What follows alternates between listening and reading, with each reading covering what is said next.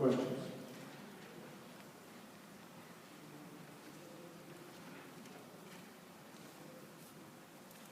Now, all versions of A Tale of Two Cities are Charles Dickens' words.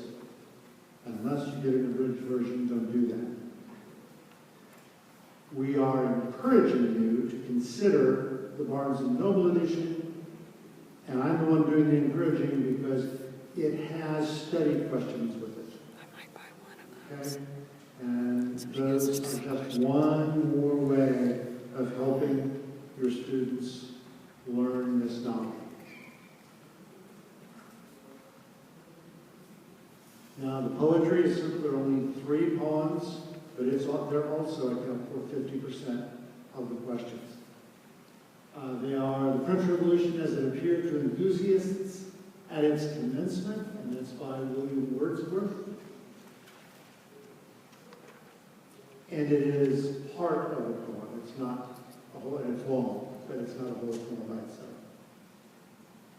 The Tiger by William Blake, and some of you may be wondering why are we reading The Tiger? It's the French Revolution. We'll talk about that later. And Don Juan, Dedication by George Gordon Lord Byron. And yes, if you speak Spanish, it is still Don Juan, not Don Juan.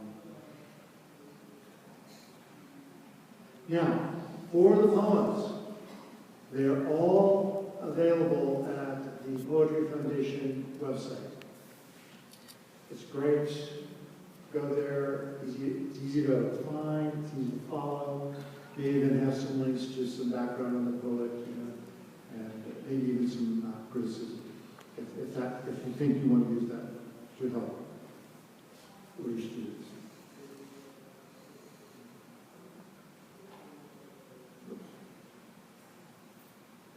Okay, now the next portion of this, the most important part, is how to approach each piece.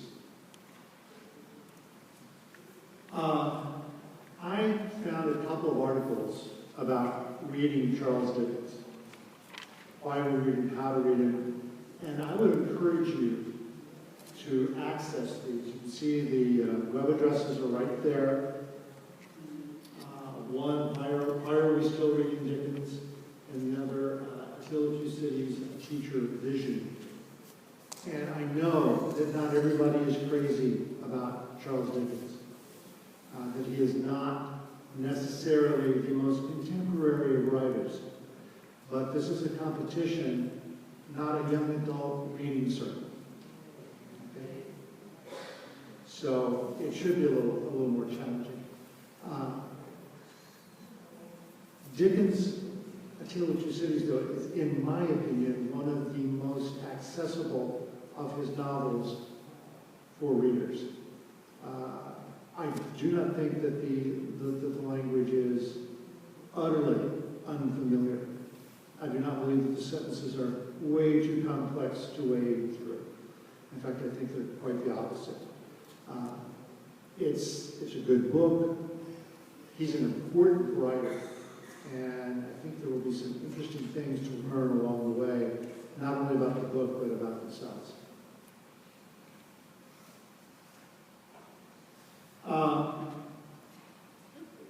This may seem like silly advice, but it's important advice.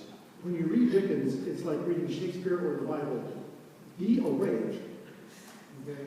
Be alert. Don't let this be the thing you decide to do at midnight. Okay? The student needs to understand that if he or she is going to master this book, he or she has to be engaged. That means being alert. That means being aware of following everything that's going on. I don't know about you, but when I read and I'm engaged, I don't see the words anymore. The experience is so intense for me that I quit seeing the words on the page. It's just happening in front of my eyes. When I am not engaged, I know that my eyes are just passing over the words. Very little is registered. I might want to talk a little bit about that, what their experience is with reading anything, and talking about how they're going to have to make their experience work for this book.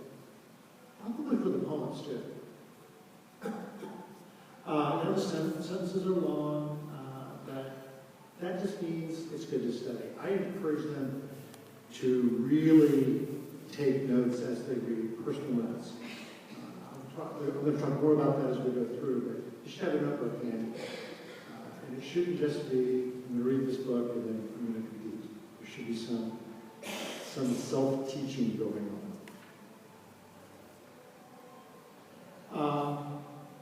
This is something that I've talked about every year that I've presented to you. If you've been here before, you know that I'm big on this. This is also an opportunity to grow a vocabulary. If they own the book, there's nothing wrong with highlighting or circling or underlining or whatever they're going to do as they encounter words that they're unfamiliar with and not certain what they mean in this context. They need to do that or write them in a notebook or something within reason. And then they need to go and look words up, whether it's an online dictionary or a paper dictionary, I don't care. But go back then and look at those words in context. Oh, that's what he meant. It may mean the difference between understanding a character's motivation or a plot turn or even a theme if you know what the words mean. And yes, I do like to write questions from time to time that ask what a word means. So, they should be aware of that. I also encourage them to make character lists. Now, personally, I learned to do this when I was in high school and fell in love with Russian novels. And if the publisher didn't provide you with a character list and all 5 names that each character has, you are going to get lost. And so I learned that real quick to keep a character list. And I encourage them, even if this one, now they're going to think because it's a Charles Dickens book, that it has a cast of thousands. The actual significant participating characters is rather small. So it's very manageable.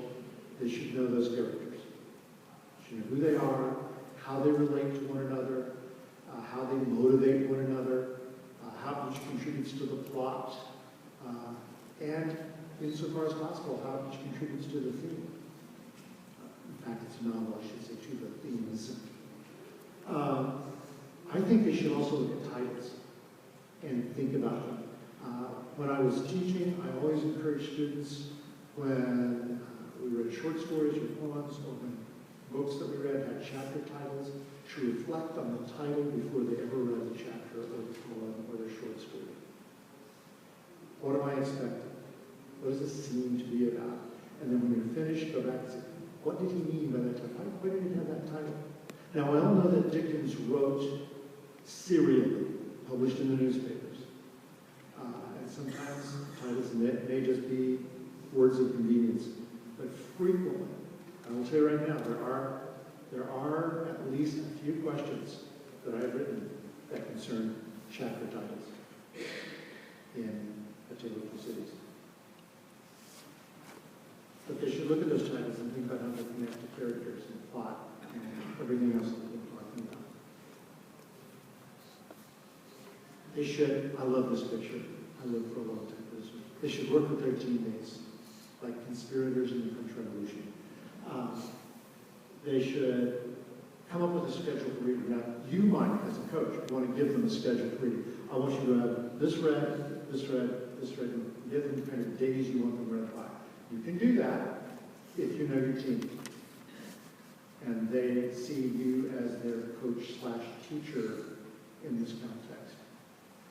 Whatever system comes up, they set up their schedule or you set it up. If they're setting up their own, make sure they're all agreeing on a time frame. And they shouldn't wait till they've read the whole book to start talking to each other.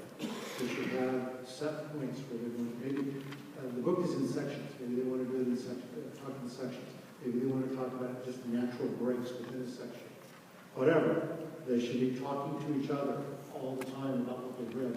And you can do that in practice sessions too. You can ask them questions. You could moderate a discussion of what they've read. You could have some specific questions, even coaches practice questions that you want to throw out, questions that you've written or that you've encouraged them to write.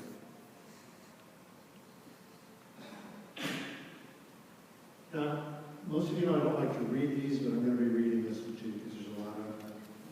We're talking about the tiger now. We're finished with Tale of Two Cities. We're talking about the tiger. This is why the tiger is in this competition on the French Revolution.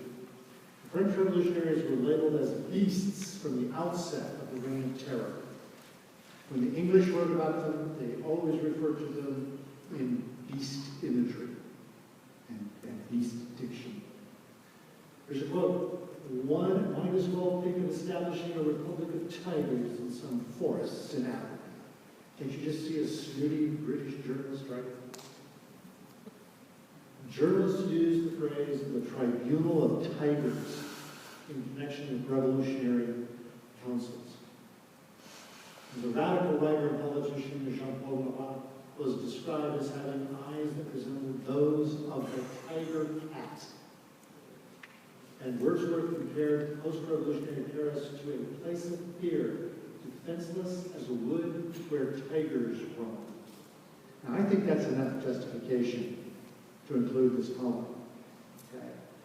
This poem is not directly about the French Revolution, but it can be read to speak to the revolution, especially the revolutionary spirit as it was exhibited in France.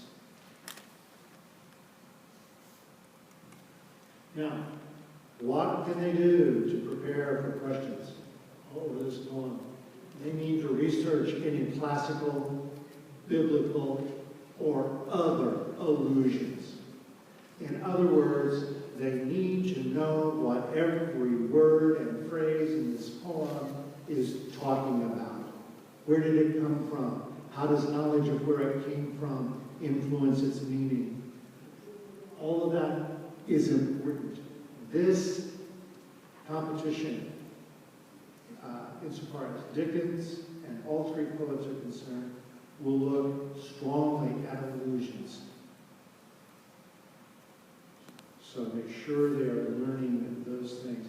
It doesn't mean going back and taking a crash course on mythology, reading the Bible from cover to cover, or trying to find on microfiche newspapers from that time period. It means doing research when you encounter something you cannot explain. And it's very easy to do. Research today on things like this is remarkably easy to do. You may have to sort through several sources once you start the process, but that's good too. You get a rounder view of the whole shebang. Rhetorical elements, literary devices, you know I'm going to ask questions about those. I had somebody to indirectly get the message back to me with stodging old-fashioned because I was still asking about literary devices. I figured if the advanced placement test can ask about them, I can ask about them. And they seem to be doing a pretty good job. So I'm not saying my questions are as good as theirs, but they're in that spirit. So you can expect those kinds of questions over the novel and the poems. Now we'll move to the French Revolution as it appeared to enthusiasts at its commencement.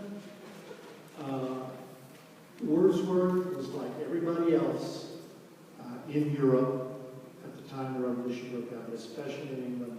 They were all intensely excited about it. Little sidebar here for a moment.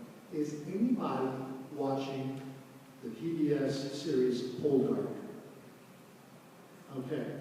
If you didn't see Sunday's episode, try to find it. Okay? Because you'll see what I'm talking about. The French Revolution plays a big, big part in the story. And you get an insight into how the English felt about the revolution, how much they feared it, how much those in power feared the revolution, and how appealing it was to intellectuals and to the disenfranchised. Wordsworth visited Paris, and he witnessed the Reign of Terror, and kind of changed his mind. Seeing the French Revolution turned Wordsworth from a liberal into a conservative, almost overnight.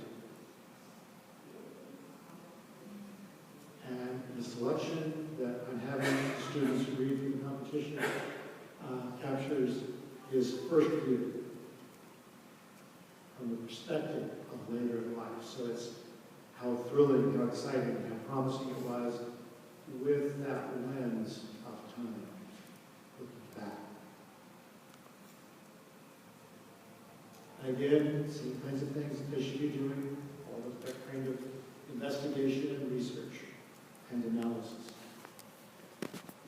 Now, doing dedication. Byron, as any of you who are English teachers know, was like the embodiment of the idea of revolution. People always describe it as a man who is dangerous to know.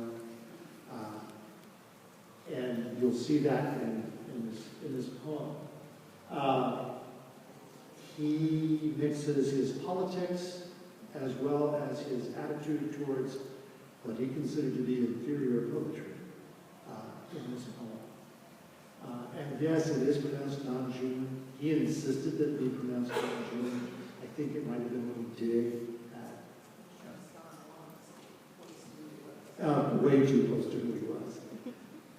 So I think your kids will like this. I think they don't have to know Byron's biography, but they might get a little more excited about reading the poem if they know a little bit about his biography. You may want to censor that as you will.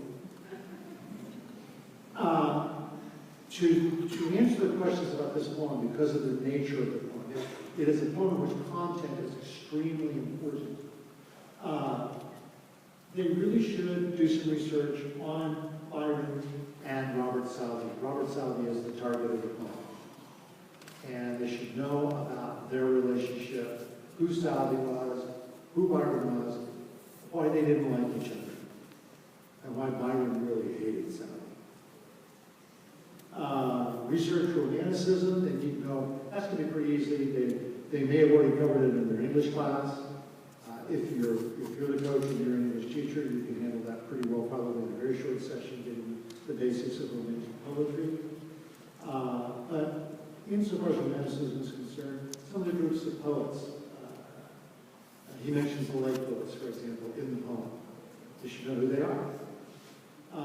The subjects that were important to romantics, how they appealed, how the romantics appealed to their contemporary audience. Any connections to politics between romantics. We know there was a connection to politics with Wordsworth. We know there's a connection to politics with Byron. And of course, I notice that this is like the fourth time I pointed this out. Research illusions, unfamiliar references to people and places, and analyze rhetorical and literary devices in the poem.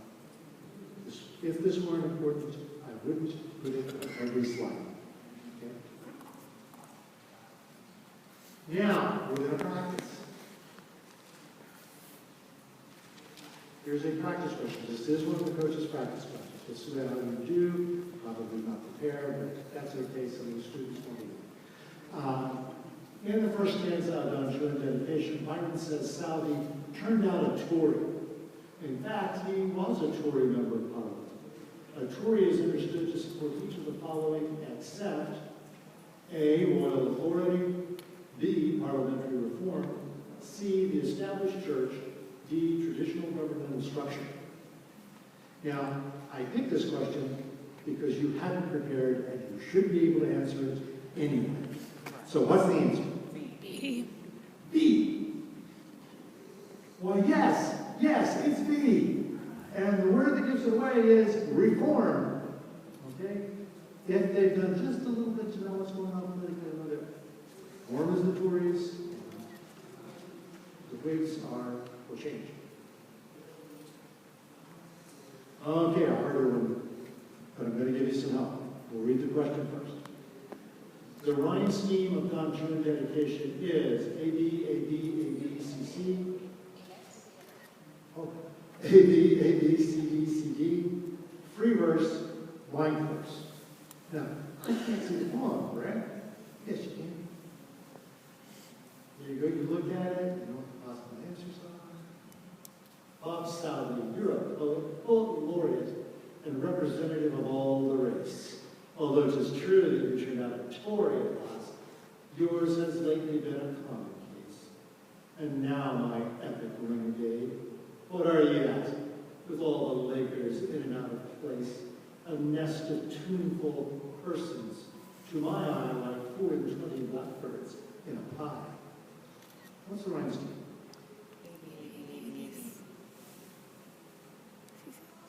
Okay. You're right. A-B-A-C-C.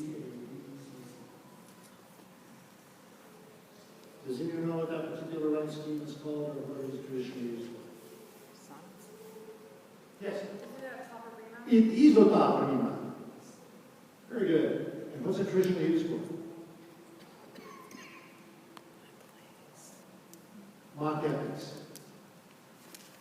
Okay. Mock heroic verse. So Byron is hitting them with every punch. You dopes. It's kind of saying. Not you. Okay, let's try another. The tone of the closing line of the first stanza of Byron's Don Juan dedication, a nest of tuneful persons to my eye like 420 blackbirds in a pie, is best characterized as A, petulant, B, dolorous, C, sarcastic, D, truculent. You have 20 seconds. I'm not going to finish.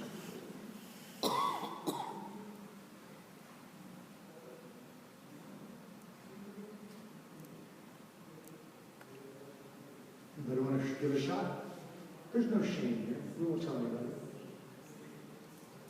Did I hear C? I heard C. It is. It's sarcastic. Okay? As the whole poem is. Okay? Now, here's an example where you can go a little bit farther.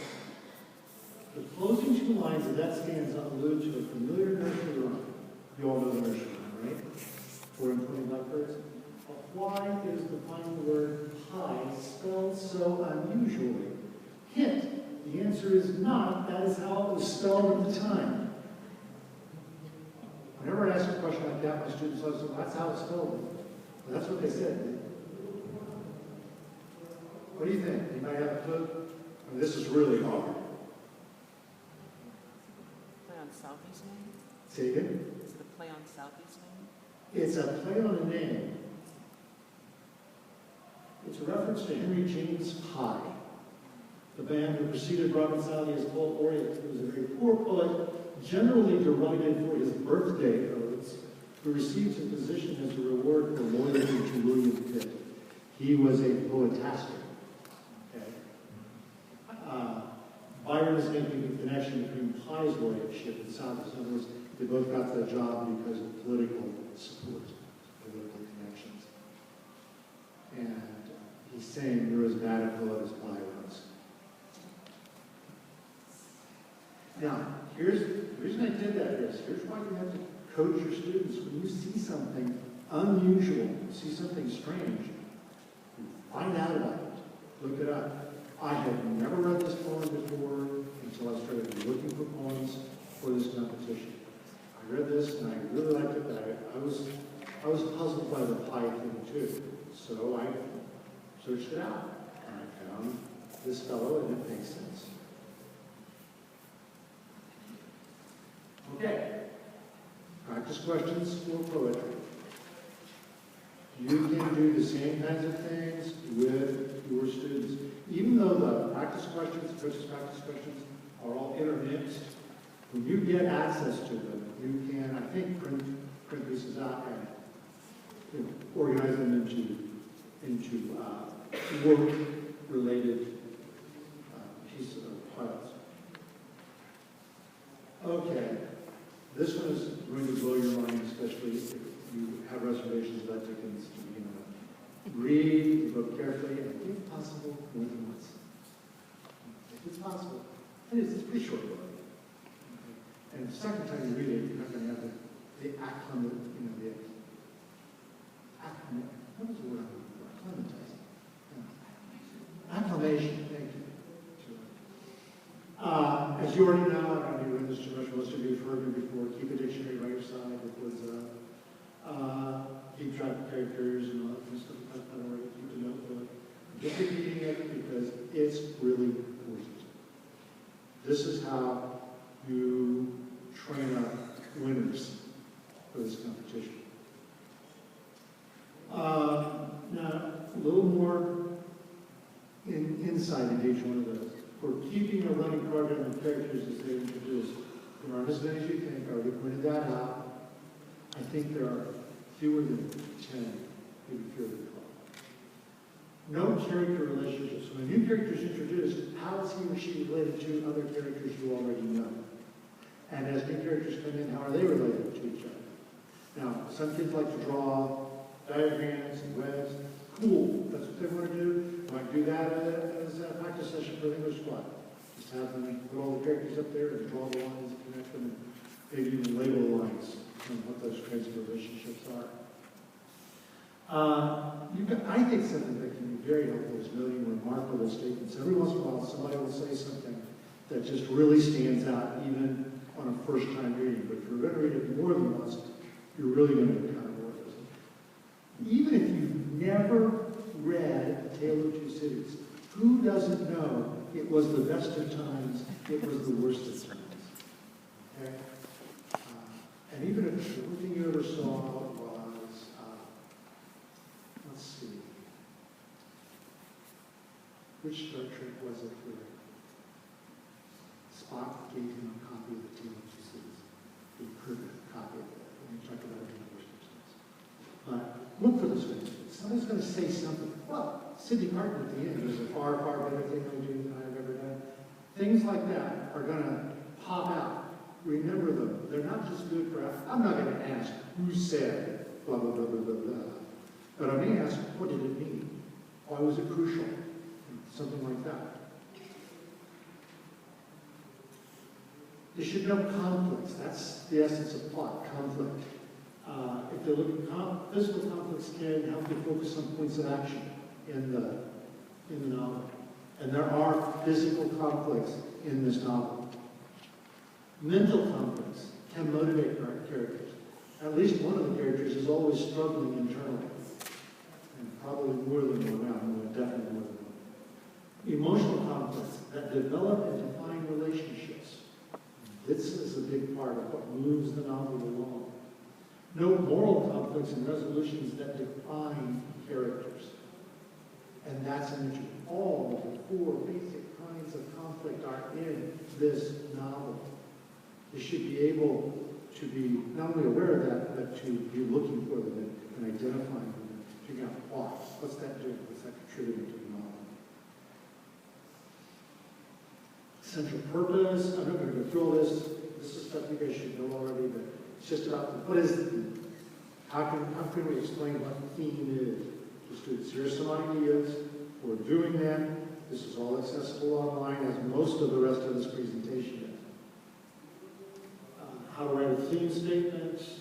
It's important to remember it's a generalization about life, not a statement of plot, not a statement about the characters in the story.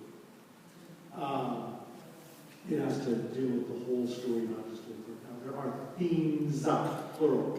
So you might say themes deal with a particular theme focuses primarily on the life of this character. Or another theme primarily focuses on the events going on in Paris in the last part of the book. There would be multiple themes. I will say there are some questions about motifs as opposed to themes. In here they should know that it's a recurring image, a word, an object, or a phrase, an action that helps unify the work. It is not necessarily a theme, although I have heard teachers, when I was a younger teacher, I was one myself who did that, calling these things themes. It is better to know that there's a distinction between that generalization about life, about the human condition, which is a theme, and the pointing out of something like darkness, hunger, or beauty, or something. It just keeps coming back. He's not saying anything about those things, but they just keep reoccurring to pull characters together or pull the plot together. If you are a musician, or you like classical music, or even contemporary music, you will recognize motifs. Music is really motifs. here's some examples. She's imprisoned in a tale of two cities.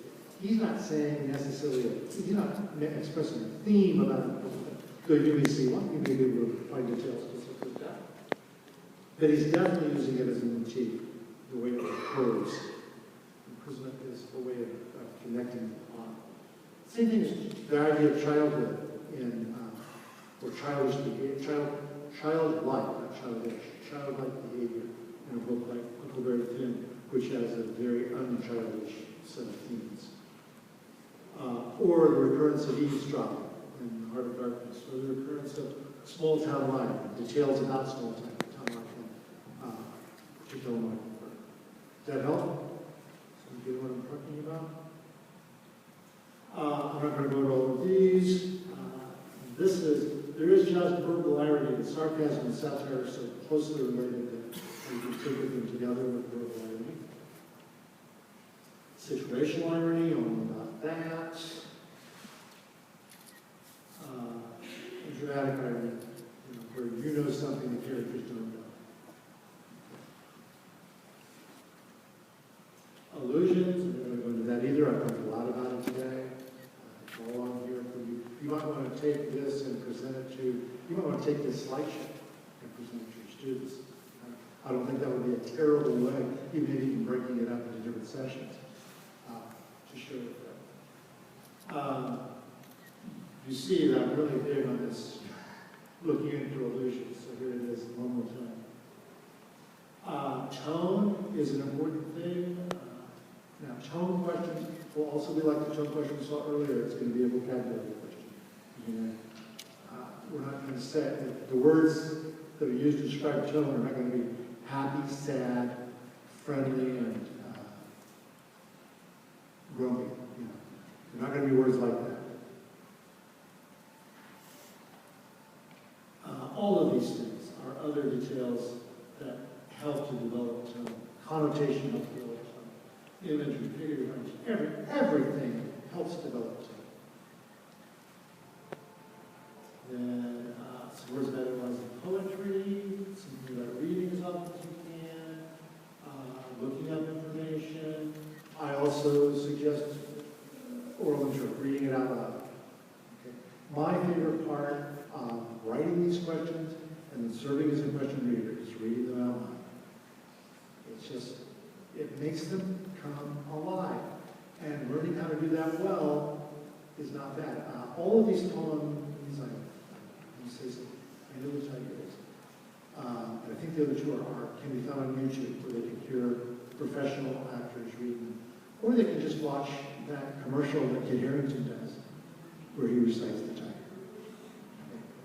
And if they like Game of Thrones, it's another thing. And it's on YouTube too. So I think he does a remarkably good reading. Is there a fifth step? Look at it. I ran out of space. Pay careful attention to meaning, practice oral interpret. See, I said it before you. So, there you go. Those are just my suggestions for how to do oral interpret. Again, I would share that with them, but I think getting on YouTube, getting some good readers reading it out loud. I imagine, I didn't look, so I don't know, but I wouldn't be at all surprised to learn that there are passages from Tale of Two Cities that are on YouTube as well. Anyway. I'll just do it. Tiger, burning bright.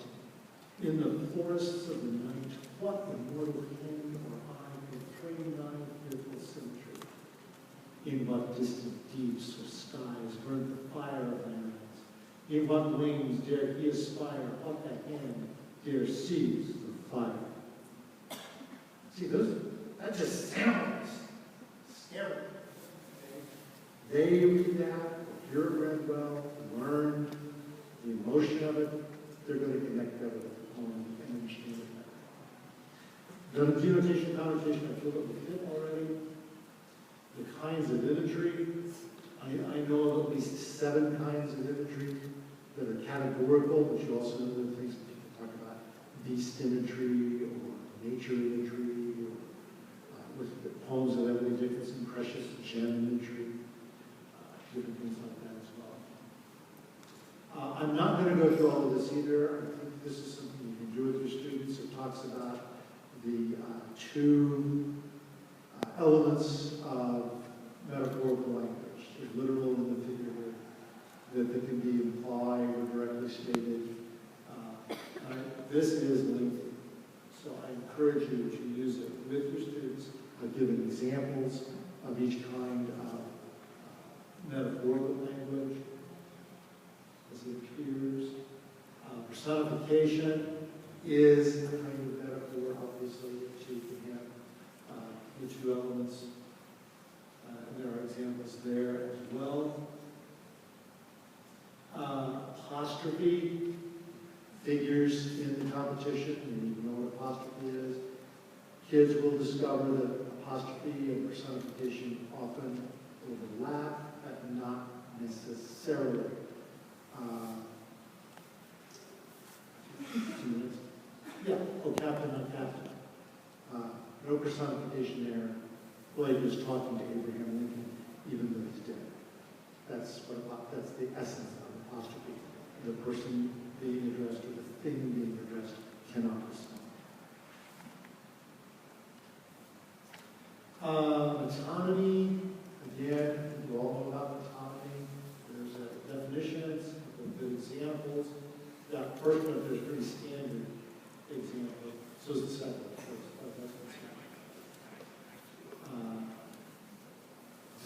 Distinguishing images, metaphors, and symbols. They're very close. People sometimes get them confused. Symbol.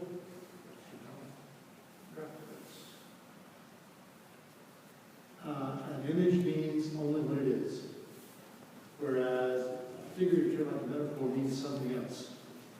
But a symbol means both at the same time. Okay? So the tiger is a symbol, probably, but it really is a tiger. At the same time, that it's something else. All that information on symbolism, again, is pretty much standard for you guys. I do have to emphasize this. I don't ask a lot of symbolism questions because, unfortunately, too many people teach and too many students understand symbolism to be whatever you want it to be. And that's important. It can mean anything to the reader. I know that was a popular school of thought some years ago, but it really is not going to stand up in serious analysis. If you need anything you want to mean, then let's use it communicating. Okay? Let's use it all this art.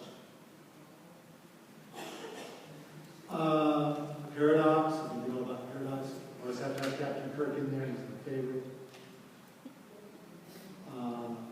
As opposed to oxymorons, some people use these words interchangeably. In competition, I will not be using them interchangeably. I tend to look at oxymorons